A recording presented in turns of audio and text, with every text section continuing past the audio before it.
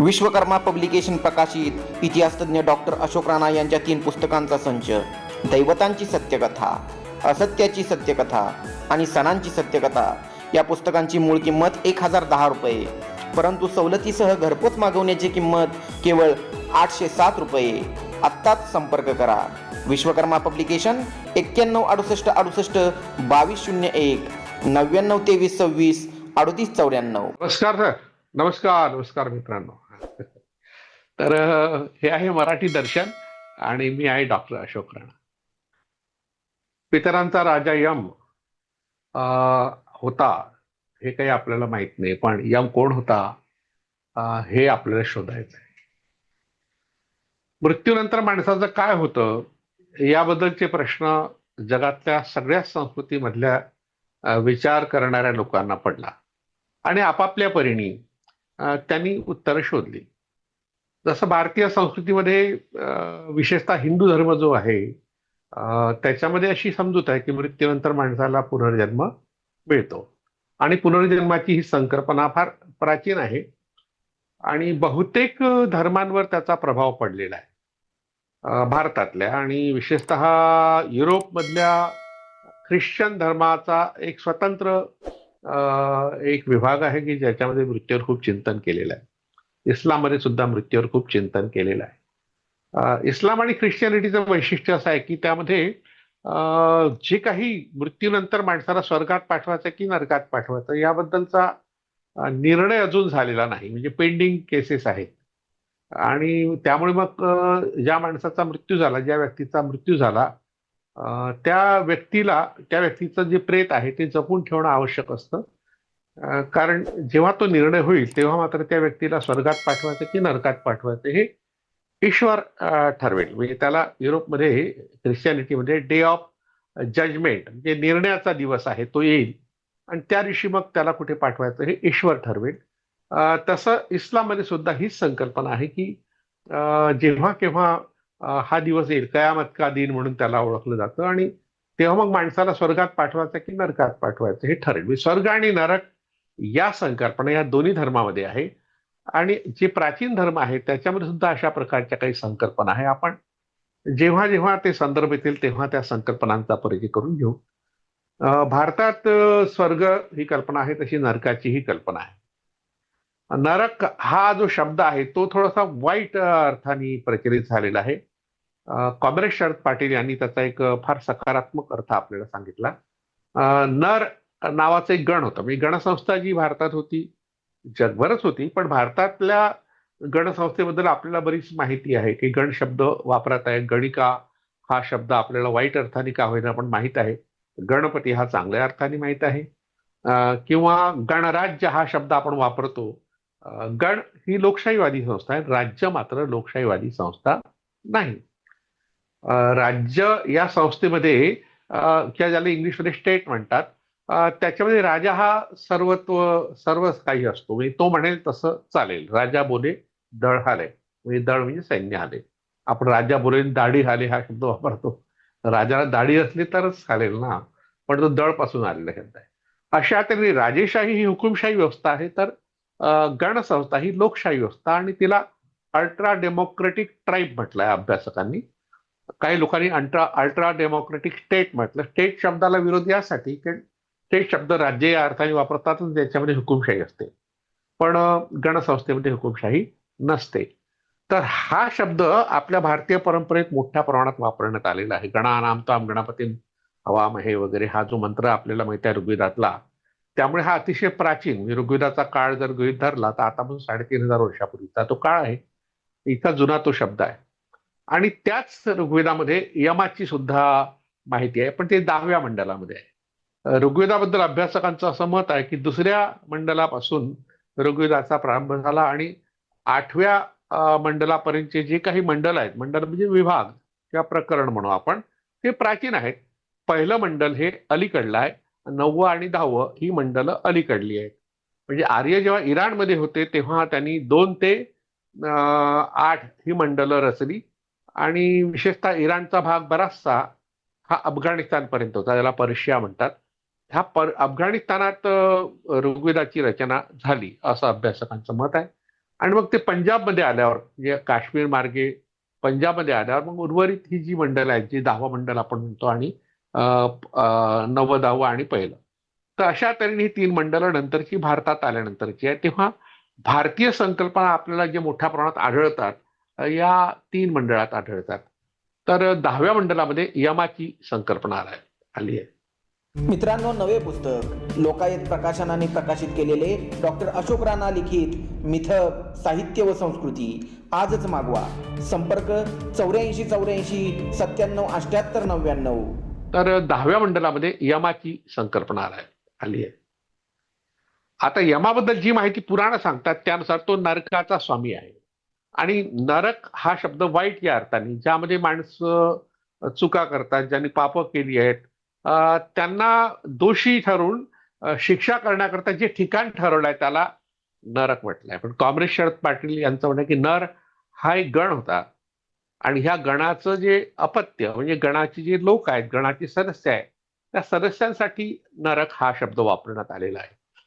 Comrade Sharad पाटलांनी संस्कृतच्या अतिशय सखोल अभ्यासातून काही निष्कर्ष काढले, त्यातला हा निष्कर्ष आहे. म्हणजे वाईट अर्थाचा हा शब्द नाही आहे.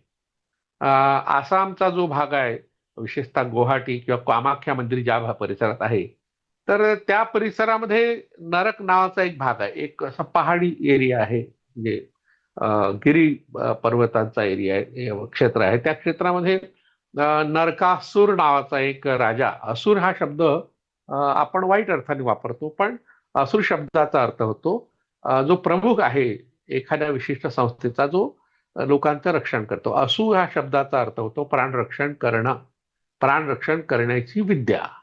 एखाद्याचा जीव जर असेल त्याला वाचवणारा असुर, म्हणून आपण डॉक्टरांसाठी वैद्यांसाठी हा शब्द वापरला यापूर्वी. तर हा जो असुर हा शब्द आहे सन्मानार्थ आहे. इराणमध्ये तो अहुर मज्द या अर्थाने तो वापरत आहे. आणि त्याही ठिकाणी मज्द म्हणजे मेधावी, अहुर म्हणजे असुर म्हणजे श्रेष्ठ, म्हणजे मेधावी असुर. मेधावी म्हणजे बुद्धिवान, प्रज्ञावान असा त्यांचा जो नेता, त्याला अमूर्त असं स्वरूप त्यांनी दिलं.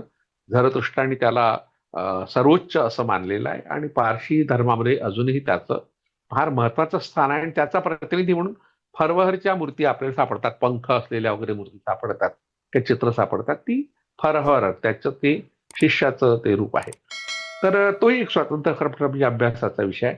आपण फक्त आता नरक आणि स्वर्गाबद्दल पाहू. स्वर्गाबद्दल आपण यापूर्वी माहिती पाहिली की त्रिविष्टप नावाचा जो भाग आहे, ज्याला तिबेट आपण म्हणतो, त्याला वैदिकांनी किंवा पौराणिकांनी किंवा महाभारतांनी स्वर्ग म्हटलं. तिथे देव नावाचे लोक राहतात.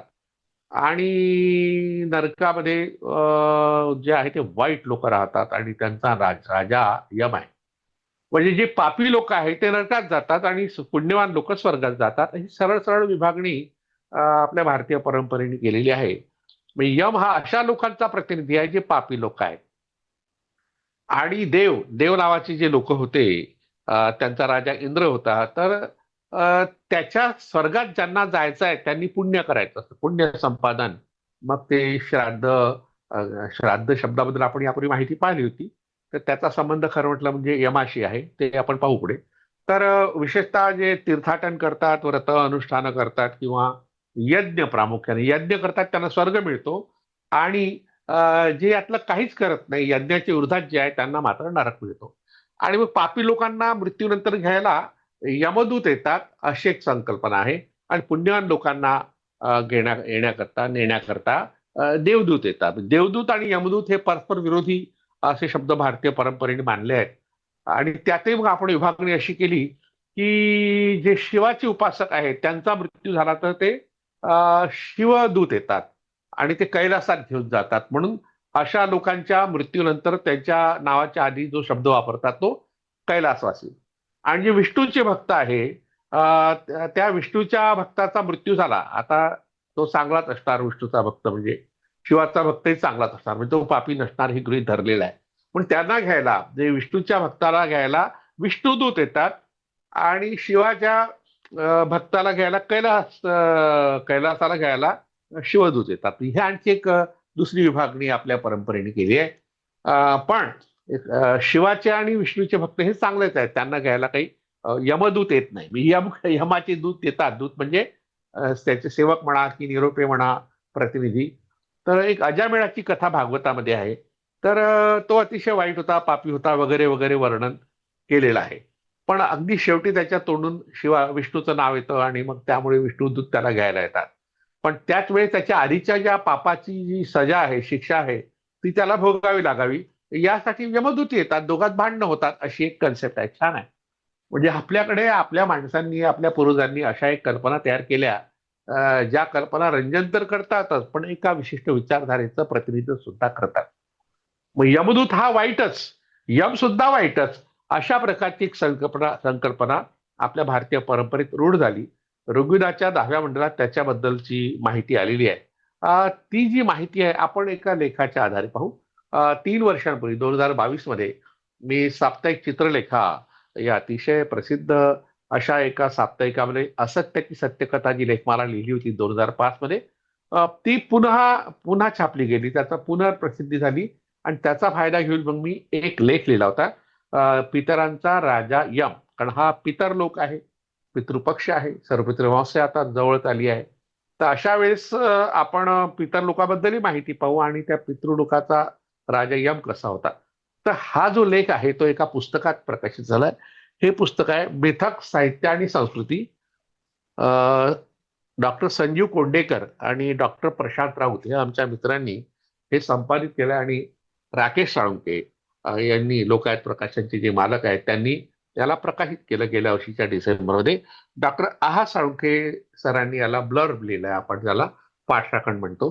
पण अशा अतिशय महत्वाच्या विषयावर लिहिलेलं हे पुस्तक, म्हणजे सलग पुस्तक नाही पण अनेक लेख जे आहेत मिथकांच्या संदर्भात आणि संस्कृतीच्या संदर्भात आणि साहित्यामध्ये मिथकाचं काय स्थान आहे या संदर्भात गेल्या 15-20 वर्षांमध्ये मी जे काही लेख लिहिले त्याचं संकलन या ठिकाणी केलंय.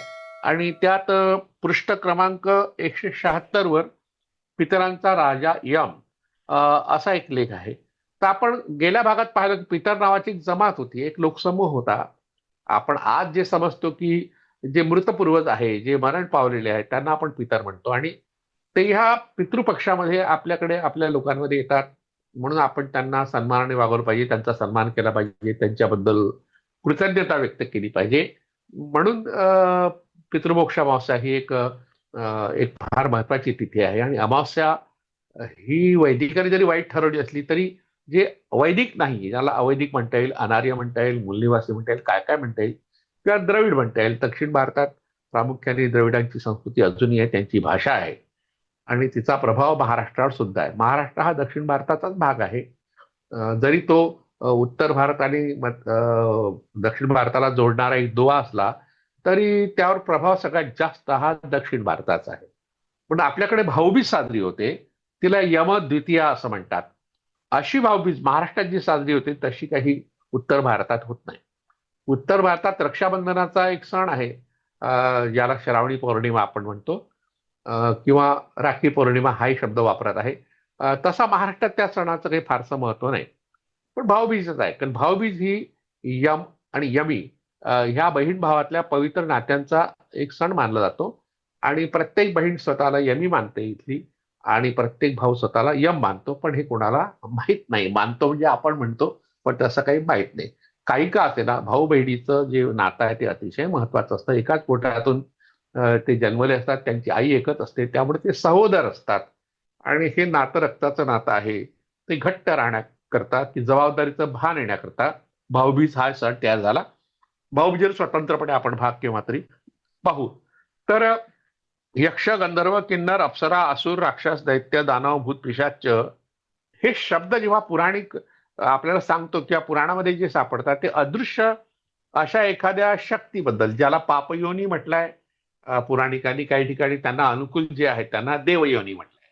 तर यक्ष, किन्नर, गंधर्व यांना त्यांनी देवयोनी म्हटलं आणि भूत, पिशाच, राक्षस, दैत्य, दानव यांना मात्र पापयोनी. जे त्यांना अनुकूल नाही त्यांना पापयोनी, जे अनुकूल आहेत ते देवयोनी. म्हणजे आपल्या पक्षात सामील झाले की ते स्वच्छ होत जातात आणि दुसरीकडे गेले की ते गुन्हेगार ठरतात. हे आपण राजकारणाच्या क्षेत्रात पाहतो. तसाच प्रकार धर्माच्या क्षेत्रात सुद्धा आहे. धर्म आणि राजकारण यात खूप मोठा फरक नाहीये. मुळात धर्मच राजकारणाकरता निर्माण झाल्यामुळे बरेचदा धर्मानी राजकीय स्वरूप धारण केलंय आणि बरेचदा राजकीय लोक धर्माचा वापर करीत असतात आपल्या स्वार्थासाठी, आपण आता पाहतोच आहे. तर अशा तऱ्हेने यमाचं जे स्वरूप आहे ते ऋग्वेदामध्ये कसं होतं आणि पुढे ते विकसित कसं झालं, हे हे सांगण्याचा उद्देश आपला ह्या भागाचा आहे. तर पितर हा एक लोकसमूह होता आणि त्याचं जे पूजा विधी होता तो श्राद्ध होता. आणि जिवंतपणी सुद्धा आपल्या नातलगांना श्राद्ध घालणे हा प्रकार होता. आता आपण मेल्यानंतर घालतो, जिवंतपणी मात्र वृद्धाश्रमात ठेवतो. तर अशी एक विकृत संस्कृती आता जन्माला आली आपल्या भारतामध्ये. त्याला दुर्दैवाने आपण हिंदू वगैरे शब्द वापरतो. तर अशा ह्या हिंदू संस्कृतीमध्ये यमाचं काय स्थान आहे, वैदिक ग्रंथामध्ये त्याचं काय स्थान होतं आणि पुराण वाङ्मयात कसं स्थान झालं, तर याबद्दलचा आढावा थोडक्यात या ठिकाणी घेतलाय. तर हा जो यम आहे, जो मृत्यूचा देव मानला गेलाय, तो वैदिकांनी आधी पावसाचा देव, पर्जन्य देव सुद्धा त्याला म्हटलं होतं. पाणी हे अतिशय महत्वाचं आहे. म्हणजे पाणी असेल तर पिकं होतील, पाणी असेल तर माणसं जगतील, प्राणी सृष्टी जगेल. तर म्हणून पाणी देणारा तो सगळ्यात महत्वाचा. यम हा पर्जन्य देव वैदिकांनी मानला होता. पण पुढे यमाला मानणारे लोक आणि इंद्राला मानणारे लोक यांच्यात झालेल्या संघर्षातून यमाला मृत्यूचा देव ठरवण्यात आलं. म्हणजे मृत्यू येणं हे वाईटच आहे ना. माणसाला जगायची इच्छा असते, पण आपल्याला कळलं की मृत्यू येणार आहे. आता मृत्यू तर काही सांगून येत नाही, पण कॅन्सर सारख्या काही आजारांना थोडीशी आधी चाहूल मिळते की चला 5-6 महिने तुम्हाला वेळ आहे. काही लोक 10 वर्ष जगतात, 20 वर्ष जगतात. आता तर लसच येणार आहे कॅन्सरची, त्यामुळे आणखी जास्त काय जगतील. तर मृत्यूची चाहूल लागल्यावर मात्र माणसाला धाकधूक लागते आणि तो अर्धमेला होऊन जातो. मृत्यू हा वाईटच आहे. आणि मृत्यू आणणारी एखादी देवता असेल तर तिच्याबद्दल प्रेमाची भावना कशी असेल, आदराची भावना कशी असेल. म्हणून यमाला मृत्यूची देवता ठरवून टाकली, म्हणजे त्याच्याबद्दलचा तिरस्कार लोकांच्या मनात निर्माण व्हावा असा प्रयत्न वैदिकांनी केला. जी बाब यमाची आहे तशीच त्यांनी निवृत्तीची केली. निवृत्ती ही भारतातल्या आद्य संस्कृतीतली मातृदेवता, सिंधू संस्कृतीतली मातृदेवता, आणि तिला त्यांनी मृत्यूची देवता, विनाशाची देवता ठरवलं. तिच्याबद्दल नको नको त्या वाईट वाईट कंड्या पिकवल्या आणि मग पुराणामध्ये तिला विचित्र स्वरूप म्हणून तिचं स्वरूप दाखवलं गेलं. आपण निवृत्तीवर बरेचदा चर्चा केली आहे, त्याची पुनरावृत्ती करत नाही. तर वैदिक आणि पौराणिक ग्रंथामध्ये त्याला जे माहिती त्याची आहे, तो त्याच्या वडिलाचं नाव आहे विवस्वान. तर विवस्वानाचा पुत्र, त्याच्या आईचं नाव आहे सरण्यू. सरण्यू हे त्वष्ट्याची मुलगी. त्वष्टा हा जो कारागिरांचा वर्ग आहे त्याचा प्रमुख. प्रामुख्याने भारतात ज्या लोकांनी घरं बांधली, ज्या लोकांनी लाकूड काम केलं, ज्या लोकांनी सोन्यावरचं किंवा लोखंडावरचं काम केलं, तासकाम, तक्षक ज्याला म्हणून, तर त्या तक्षकांच्या पैकी त्वष्टा हा प्रमुख आणि त्याच्या मुलीचं नाव सरण्यू. म्हणजे सरण्यू आणि विवस्वान ह्या दोघांचा पुत्र यम असा उल्लेख ऋग्वेदाच्या 10व्या मंडलात येतो. पण पुढे मात्र त्याला त्याच 10व्या मंडलामध्ये साक्षात मृत्यू म्हटलाय. तस्मै यमाय नमो अस्तु मृत्यवे. मी तुला आम्ही प्रार्थना करतो, पण तू मृत्यूचा देव आहे. आणि त्याचं सामर्थ्य सुद्धा ऋग्वेदात सांगितलंय. ते सगळं 10व्या मंडलात आहे. यापूर्वी मी सांगितलं की 10वं मंडल हे ऋग्वेदाचं शेवटलं मंडल आहे, ते नंतर रचण्यात आलंय. त्यात असं त्याचं सामर्थ्य सांगताना म्हटलंय, यमो नो गातुम प्रथमो विवेद नैषा गम्युतिर पहर्तवा तत्रान पूर्वे पितरहा परे युरेना जज्ञानाहा पथ्या अनुस्वाहा. आता ही वैदिक भाषा आहे, हिला वैदिक संस्कृत असं साधारणतः म्हणतात. पण संस्कृत शब्द आपण वापरला की त्याचा अर्थ असा होतो की कोणत्या तरी भाषेवर संस्कार करून तयार झालेली. तर ही जी वैदिक संस्कृत आहे ही सुद्धा ज्या भारतातल्या प्राचीन भाषा होत्या आणि विशेषतः झेन अवेस्ताची जी पर्शियन भाषा आहे तिच्या मिश्रणातून तयार झालेली अशी, त्याला काही लोक हायब्रिड असं म्हणतात. आणि छंदोबद्ध असल्यामुळे त्याला छंदच म्हणतात. थोडी अलीकडली जी संस्कृत आहे साधारणतः 2-2.5 वर्षापूर्वी, ती आपल्याला माहित आहे, तिचा अर्थ कळतो, पण याचा काही कळत नाही. पण तिचा अर्थ जो सांगितला आहे अभ्यासकाने तो आहे, सर्वात प्रमुख जो यम, त्यालाच आमचा गमन मार्ग माहित आहे. म्हणजे आम्ही कुठे जाणार आहोत हे आम्हाला माहित आहे. ज्या ठिकाणी आमचे पूर्वज परलोकी गेले त्या मार्गानुसार उत्पन्न झाले आणि जो मार्ग अनुसरले ती आमची जागा कोणी हिरावून घेऊ शकणार नाही, असं वैदिकांनी म्हटलंय. आणि पुढे वैदिकांनी यमाचं जे स्थान आहे त्याबद्दल फार चांगली माहिती दिली आहे. अया पितृन सुविदंत्रा उपेही यमेन सधमादम मदंती. तिथे यमाच्या बरोबर पितर आनंदात राहतात. म्हणजे पितरांचा तो राजा आहे असं ऋग्वेदातच म्हटलंय. आणि तो अग्नी हा यमाचा प्रतिनिधी आहे. म्हणजे अग्नी हा अतिशय प्रिय आहे वैदिकांना, पण तो यमाचा प्रिय प्रतिनिधी आहे. म्हणजे याचा अर्थ अग्नीनी यमाला स्वीकारलं, म्हणजे आर्यांनी वैदिकांनी यमाचा स्वीकार केला, असा त्याचा प्रतिकात्मक अर्थ होतो. घुबड आणि कबूतर आणि घुबड हे त्याचे दूत आहेत असं ऋग्वेदात म्हटलंय. 4 डोळ्यांचे 2 कुत्रे, म्हणजे 4 डोळे असलेले कुत्रे 2 आहे, हे त्या लोकाचे रक्षक आहे. म्हणजे पितर लोकाचे रक्षक असे हे 2 कुत्रे आहेत. त्याच्याबद्दल आणखी पुढे असं एक ऋचा आली आहे 10व्या मंडलामध्ये. ऐच्छामत्वा बहुधा जातवेदः प्रविष्ट अग्ने अप्सो शधीषु तम त्वा यमो अचिके चित्रभानो दशांतरुष्या दतिरोचमानम. हे सकल वस्तू ज्ञात्या अग्नीला केलेली प्रार्थना आहे. तू उदकात म्हणजे पाण्यातही राहतो, औषधीत प्रवेश केलाय, म्हणजे जे औषधी वनस्पती आहेत त्याच्यात राहतो असं समजल्याने पुष्कळ ठिकाणी आम्ही तुझा शोध घेतला, परंतु हे अदभोदीप्ते देवा, तू कोणाला सापडला नाहीस, पण आपल्या अगदी गुढ अशा 10 निवासस्थानामध्ये प्रज्वलित होताना तुला यमाने मात्र पाहिले. यमाला मात्र कळलं की अग्निरक्षण कसा करावा आणि कुठे असतो ते. म्हणजे अग्निरक्षण करणं हे देवाचं महत्वाचं वैशिष्ट्य, आणि ते वैशिष्ट्य यमाला माहीत होतं असं या रुचीतून सांगितलंय. आता अग्नीला शोधणारा किंवा निर्माण करणारा म्हणून यमाचा उल्लेख या ठिकाणी आहे. पण इतकं सगळं वर्णन यमाबद्दल असताना कुठेही यमाला वैदिकांनी देवता म्हटलेलं नाही. देवता म्हणून त्याचं जे स्थान आहे ते ऋग्वेदात कुठेही नाही. आणि पुण्यवान लोकांचा राजा म्हटला, म्हणजे जे पितर लोक आहेत तिथे स्वर्ग हा शब्द नाहीये. स्वर्ग हा शब्द तसा वेदात कुठेच नाहीये. अशी एक जागा चांगली आहे जी पुण्यवान लोक राहतात. याचा असा अर्थ होतो की यम अशा लोकांचा प्रतिनिधी होता जे पुण्यवान लोक होते, म्हणजे चांगले होते, सद्गुणी होते, सद्वर्तनी होते. तर तिथे त्याची प्रार्थना केली आहे. भारतीय संस्कृतिकोशाच्या 7व्या खंडात त्याबद्दल माहिती आहे. आणि मग पुढच्या काळात त्याच्याबद्दल तिरस्कार निर्माण करणाऱ्या अनेक कथा रचल्या गेल्या. कारण पुढे मग त्या यमाचा जो संबंध आहे त्यांचा वाईट आला. म्हणजे यम हा विरोधात गेला असेल, यमानी त्यांचं प्रभुत्व नाकारणं सुरू केलं असेल, आणि त्यामुळे तो आपला नाही वाटतो, तो परका तिकडल्या पक्षात गेलाय, तो वाईट आहे. आमच्या पक्षात आला तो चांगला, दुसऱ्या पक्षात गेला तो वाईट. ही जी राजकीय लोकांची मनोवृत्ती असते, आणि हीच मनोवृत्ती आपल्याला वैदिकांची या ठिकाणी दिसून पडते. म्हणजे वेदाच्या नंतर जे वाङ्मय तयार झालं त्याला वेदोत्तर वाङ्मय म्हणतात. त्याच्यामध्ये त्याला मृतात्म्याचा कठोर न्यायाधीश, म्हणजे तो कुणाला कुठे पाठवायचं म्हणजे कुणाला कोणती शिक्षा करायची याबद्दल निर्णय घेणारा अतिशय कठोर न्यायाधीश म्हणून त्याचं वर्णन केलंय. पण तो मृत्यूचा भाऊ आहे असंही म्हटलंय, आणि पहिला यज्ञ करता म्हटलंय, संततीच्या हिताकरता प्राणार्पण करणारा, म्हणजे आपल्या प्रजेचं रक्षण करण्याकरता प्राणाचीही पर्वा न करणारा असा शूरवीर योद्धा आहे असे त्याचं वर्णन आहे. म्हणून त्याने आपल्या देहाची यज्ञात आहुती दिली असं म्हटलंय. आता यज्ञात आहुती दिली याचा अर्थ असा होतो की तो शरण गेला, किंवा जे याज्ञिक लोक आहेत त्यांनी त्याला मारलं असा दुसरा अर्थ होतो. विद्वान लोकांनी त्याच्याबद्दल फार वेगवेगळ्या आपल्या निष्कर्षांना मांडलाय. तर निसर्गवादी दृष्टिकोनातून जे अभ्यास करणारे अभ्यासक आहेत त्यांनी यम हा मावळत्या सूर्याचा प्रतीक म्हटलाय. यमाचा पिता विवस्वान हा उगवत्या सूर्याचा प्रतीक आहे असं मत दिलं. सूर्यास्त आणि सूर्योदय याचा संबंध यमाशी जोडलाय. यम हा सूर्यास्ताचा, आणि त्याची जी यमी नावाची जी बहीण आहे, जुळी बहीण आहे, यमचा अर्थ जुळा असाच होतो. सयामी जुळे हा शब्द वापरात जो आलाय तो यातूनच आलाय. तर अशा तऱ्हेने यमी त्याची जुळी बहीण रात्रीची प्रतिनिधी आहे.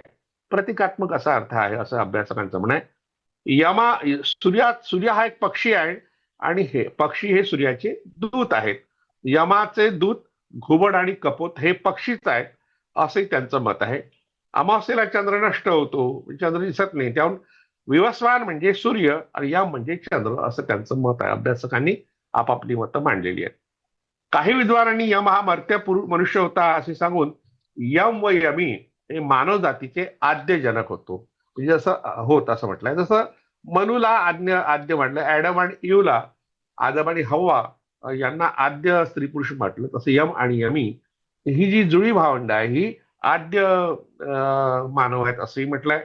राणा दांडेकर यांनी ही सगळी मतं मान्य केली, आणि यमाच्या स्वरूपामध्ये कसं कसं परिवर्तन होत झालं त्याची माहिती दिली. आधी त्याला देव मानत होते, अमर मानत होते, पण त्याने मानववंशाच्या हिताकरता अमरत्वाचा त्याग केला आणि म्हणून मग पुढे तो त्यांचा नेता बनला. तर बृहदारण्यकाचा एक उल्लेख आहे, त्यात म्हटलंय प्रारंभी आत्मा हा पुरुष स्वरूप होता. तो असा होता की जसे एकमेकाच्या मिठीत असलेले स्त्री पुरुष युगल अशी संकल्पना मांडली आहे. आणि त्यातून मग यम आणि यमी ही संकल्पना आली असेल. कठोपनिषद, ऐतरेय ब्राह्मण या ग्रंथामध्ये अशी वर्णन आहे.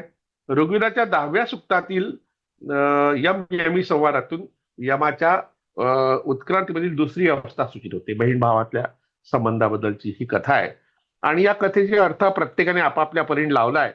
पुराणकारांनी यमाबद्दल जी माहिती दिली आहे ती थोडीशी नकारात्मक आहे. एका ठिकाणी सांगितलं आहे व्यवस्था म्हणजे सूर्य आणि संज्ञा यांचा तो मुलगा आहे. यमाची माता संज्ञा हिला विवस्वानाचं ते सहन होत नव्हतं, म्हणजे समोर येताच डोळे मिटून घेई.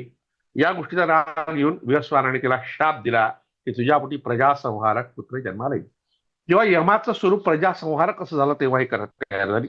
पुराणांमध्ये ज्या कथा त्या येतात त्या कथामध्ये काहीतरी अर्थ दडला असतो, म्हणजे त्यात इतिहास असतो. ह्या कथा म्हणजे इतिहास नाही, याला आपण मिथा म्हणतो, त्या म्हणजे काही इतिहास नाही, पण त्यातून इतिहास शोधता येतो. तर त्याला पुढे ब्रह्मदेवाने सांगितलं की तुला पितराचं स्वामित्व मिळेल वगैरे वगैरे, आणि पाप पुण्यावर नजर ठेवायचं काम तुझ्याकडे असं ब्रह्मदेवाने सांगितलं. ब्रह्मदेव ही संकल्पना या ब्रह्मदेव ही देवता निर्माण झाली त्यानंतर मग असं नियंत्रण करणारा. तर यमाच्या अनेक कथा अशा तऱ्हेने येतात. पुराकथांचा अर्थ नावाचं एक पुस्तक आहे, डॉक्टर स डांगे, सदाशिव अंबादास डांगे, कॉन्टिनेंटल प्रकाशननी काढलाय. त्यात त्यांनी या यम यमी संबंधावरच्या कथेचा आशय सांगितलाय. त्यांनी मग जगातल्या अनेक कथा सांगितल्या आणि त्या कथांमध्ये बहीण भावाचे संबंध कसे आहे असं सांगितलंय. आता हा यम जो आहे हा यम लोकांमध्ये अतिशय प्रचलित भीतीची भावना त्याच्याबद्दलची असेल कदाचित. तो नियंत्रण करतो, मृत्यूनंतर आपल्याला कुठे पाठवायचं ठरवतो. तर त्यामुळे तो एक कठोर न्यायाधीश अशी एक संकल्पना झाल्यानंतर सगळ्या धर्मांनी त्याला स्वीकारलं. बौद्ध धर्माचा जेव्हा प्रभाव वाढला तेव्हा त्यांनी यमाला आपल्यापैकीच मानलं. सुरुवातीला मृत्यूची देवता जी वैदिकांनी मानली होती तीच बौद्धांनी मानली, आणि जे धर्मपाल आणि बोधिसत्व या ज्या श्रेणी आहेत बौद्ध धर्मातल्या त्या श्रेणीमध्ये यमाला टाकलं, म्हणजे अतिशय महत्वाचं स्थान त्याला दिलं. आणि मग त्याला 6 हात आहे, पाश आहे, दंड कुठार ते धारण केलाय. यमी त्याची सेविका म्हटली. म्हणजे वैदिक धर्मामध्ये वैदिक ग्रंथामध्ये यमीला बहीण मानलं, पण बौद्धांनी तिला सेविका मानलं. आणि बौद्ध मूर्तीकडे हृदयावर चक्राकृती अलंकार ही यमाची ओळख म्हणून सांगितली गेली. बौद्ध धर्मग्रंथात यम पूर्वी वैशालीचा राजा होता, म्हणजे त्यांनी अगदी ऐतिहासिक पातळीवर बौद्ध धर्मात आणलं. आणि सर्व युद्धात घडलेला असेल. त्याला वाटले की आपण नरकाचा अधिपती हवे, म्हणजे नरकाचा अधिपती तो होता ही जी समजूत आहे तिला त्यांनी ऐतिहासिक रूप दिलं आणि तो पुढे जन्मी नरकाचा अधिपती झाला. आता पूर्वजन्म पुनर्जन्म हे बौद्ध धर्मात नाही आहे, पण यमाच्या ह्या कथेमध्ये त्याला पुढचा जन्म सांगितलाय. आणि उत्तर काळ जो बौद्ध धर्माचा आहे त्याच्यामध्ये त्रिरत्नापैकी धर्म या रत्नाही त्याचा संबंध आहे. तो धर्मराज आहे. यमाला धर्मराज सुद्धा म्हटलंय, महाभारतात म्हटलंय, अनेक ग्रंथात पुराणामध्ये म्हटलंय. तसंच बौद्धांनी त्याला धर्म या रत्नाशी जोडलं आणि रामाई पंडिताच्या शून्य पुराणात त्याला खूप वर्त स्थान दिलंय. पण पुढे त्याला खलनायक ठरलं आणि मग त्याला नष्ट करणारा असा एक देव त्यांनी तयार केला बौद्धांनी वज्रायन पंथामध्ये. त्याचं नाव आपण पाहूया, तो मंजुश्री बोधिसत्व प्रसिद्ध आहे. त्याला यमांतक म्हटलंय आणि यमारी सुद्धा म्हटलंय. म्हणजे अशा तऱ्हेने यमाला खलनायक जरी ठरवलं असलं तरी मंदिरावर यमाच्या मूर्ती असतात. त्या दक्षिण दिशेला रक्षण करणारा दिक्पाल, या दिक्पाल म्हणून त्याचं स्थान आहे. आणि त्याचं वर्णन सुद्धा लेखनी पुस्तकम दत्ते कुक्कुटम दंडमेवच हा जो देवता मूर्ती प्रकरण आहे त्यामध्ये महामहिषा मारूढ पृष्ठांगश्च यमो भवेत, हातात लेखणी व पुस्तक आहे, कोंबडा आणि दंड धारण करणारा मोठ्या रेड्यावर बसलेला काळाकुट्ट असा यम हा निर्माण करावा असं मूर्तीशास्त्राच्या अभ्यासकांनी सांगितलं आहे.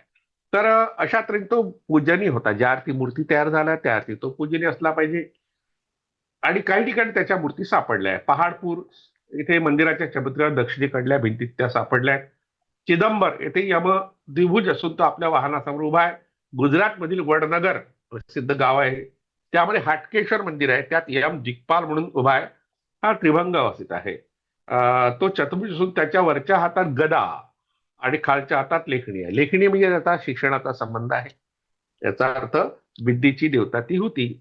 आता आपण यमदूत, शिवदूत आणि विष्णुदूत या संकल्पना बद्दल बोललो आहे, की अशा तऱ्हेने नरकात ज्याला पाठवायचं त्याच्याकरता यमदूत येतात, स्वर्गात पाठवायचं त्याच्याकरता देवदूत येतात आणि विष्णूचे पूजक जे असतील त्यांना न्यायला विष्णुदूत येतात आणि शिवाच्या पूजकाला नेण्याकरता शिवदूत येतात.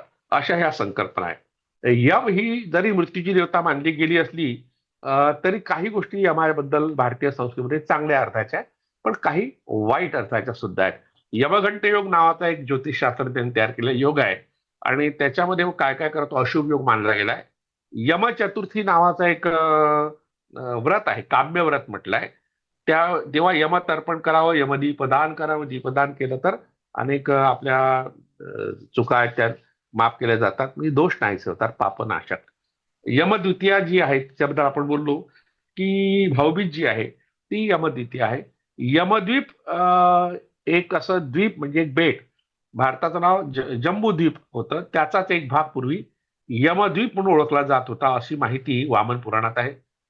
अशा तर यमाच्या या द्वीपाबद्दल अभ्यासकांचा जो अंदाज आहे तो आहे की सुमात्रा हे जी द्वीप आहे, म्हणजे बाली, सुमात्रा ही जी द्वीप आहे, द्वीप शब्द आहे मुळात तो बेट, तर हे यमाचं असलं पाहिजे असं अभ्यासकांचं म्हणणं आहे.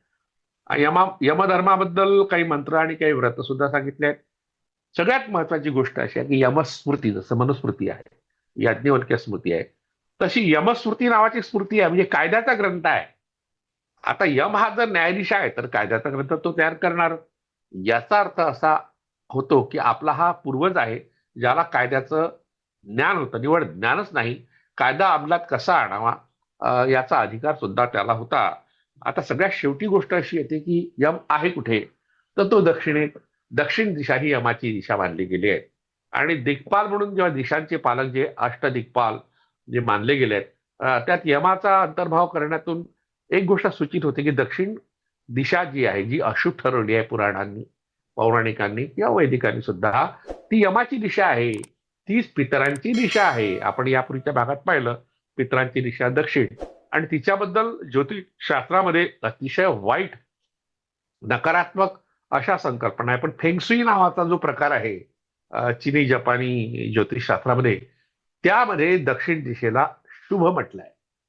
म्हणजे एकीकडे आपण भारतीय लोक तिला अशुभ मानतो कारण आपल्याला दक्षिणेकडल्या लोकांबद्दल तिरस्काराची भावना आहे, म्हणून आपण त्या दिशेलाच अशुभ ठरून टाकलं.